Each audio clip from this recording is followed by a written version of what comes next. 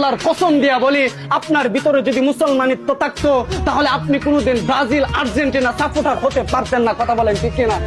মুসলমান একমাত্র পৃথিবীর মধ্যে যদি কোনো দেশের মধ্যে আজান প্রকাশ্যে দেওয়া নিষেধ থাকে সেটা আর্জেন্টিনার দেশের মধ্যে, যদি পৃথিবীর কোনো দেশের মধ্যে আজান প্রকাশ্যে দেওয়া নিষেধ থাকে সেটা ব্রাজিল দেশের মধ্যে। আর আমরা মুসলমান, আজকে সেই মুসলমানিত্ব দাবি করেন, আর আপনি মেসি আর্জেন্টিনা, আপনি সেই নেইমারের পথ অনুসরণ করেন। আপনি ইমানদারিত্বতে কিভাবে বলেন আমি ইমানদার?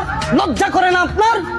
আপনি খেলা দেখার জন্য রাতের পর রাত জেগে রাত 3টায় খেলা, আপনি মুরব্বী মানুষ, দাড়ি সাদা হয়ে গেল, আপনার তো লজ্জা থাকার দরকার ছিল। আমার তো মৃত্যু কিছুদিন পরে চলে আসবে, আমি খেলা দেখার জন্য রাত জেগে কিভাবে জেগে থাকি? আপনার তো লজ্জা থাকার দরকার ছিল, আপনি খেলা দেখেন নিয়া। যুবকদেরকে আপনারা ফিরাবেন, বরং যুবকদেরকে নিয়ে একসাথে বৈশা মজলিস সাজায়। কথা বলেন ঠিক কিনা? মজলিস সাজায়। আমি আফসোস করে বলে যাই, এই বিশ্বকাপ আসছে শুধু মুসলমানদেরকে একটা ফাঁদের মধ্যে ফেলার জন্য। মুসলমানদেরকে নিয়ে একটা ফাঁদ তৈরি করছে তারা, যে আমরা খেলবো কিন্তু মুসলমান এটা দেখবে। মুসলমানদেরকে দর্শক বানায়া আমাদেরকে তাদের গোল এক খেলার মধ্যে তারা আমাদেরকে আবদ্ধ করছে।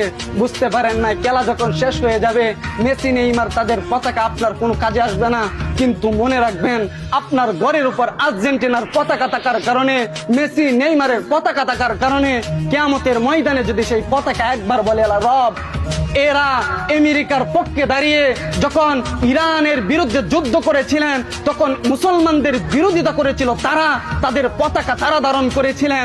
রব, যখন মুসলমানদের চোখের পানি শুকিয়ে গিয়েছিল, যখন তাদের চোখ দিয়ে কোনো পানি বের হয় নাই, রক্ত ঝরতেছিল, ছোট বাচ্চারা যখন বলতেছিল রব, জমিনের মধ্যে এত মুসলমান থাকা সত্ত্বেও আজকে মুসলমান গুলো দাঁড়ায় না, যখন ছোট্ট বাচ্চারা এইভাবে দাঁড়িয়ে রব্বে কারীমের